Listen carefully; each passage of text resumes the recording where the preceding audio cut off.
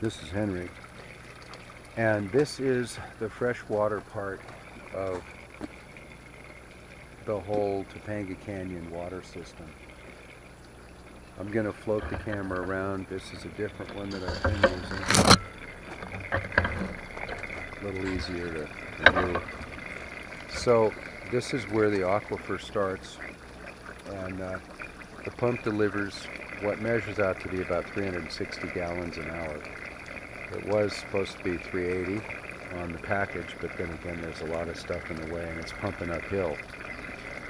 Water comes in and it goes down here. This is a poly bag and it's a pre-filter.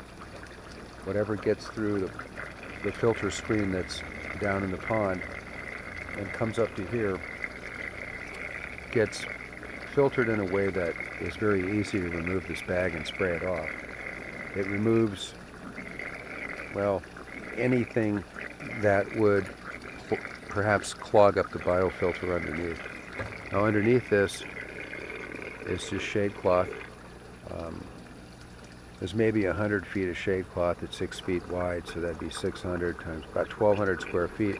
It's about a 5-to-1 material as far as it's woven. It's actually knitted so it doesn't unravel. It's packed in and it quickly colonizes with a biofilm, and then it becomes the home of all kinds of stuff like fairy shrimp and a whole bunch of stuff. After it runs down through that, it gets picked up by that slurpy sound. There's an automatic siphon that as soon as the barrel gets up to a certain point, that siphon cuts in, drains the barrel down, and then uncovers a small hole. And that's what that breathing sound is. Breaks the siphon and it starts over. So this water always stays pretty much over the biomatrix and keeping this wet. It hasn't had to be cleaned since it was put in. It's probably been operating 6 months now, minimum, in this form. It was in another form before. So now I'm going to show that this is the aquifer, and it's supposed to be a Santa Monica Mountain aquifer at the top of Topanga on Old Highway 27. This is where the town of Topanga Village is now.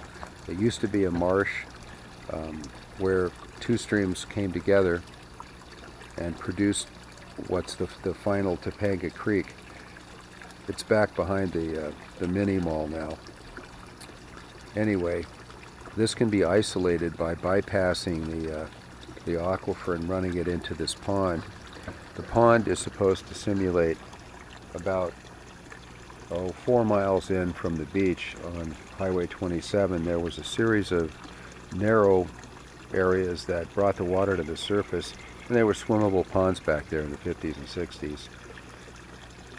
A mile further down, or 3 miles in from the sea, was where there was artesian aquifers on the right side of the road as you go into the beach. To the left side was extreme cliffs going down a couple 100 feet to the actual creek bed. Anyway, the only thing living in here right now is one carp that survived the turtle pond, and a bunch of crayfish is sort of a salute to what actually lives in there, plus water daphnes, scud shrimp, fairy shrimp, and even a few triops in here. But this is the freshwater aquifer, and in one form or another this would form the village well, and that would be where you fill jugs, just like in the old days on Highway 27. As a salute to modern technology, none of this would be possible without these inexpensive plastic containers and these really marvelous, magnetic impeller pond pumps that are they run for years. And this right here is about maybe 40 watts, and then the bubblers that are in here just for water clarity, another 10 watts at the most. So that's about 50 watts that you're looking at. That's about the quarter of the output of one solar panel.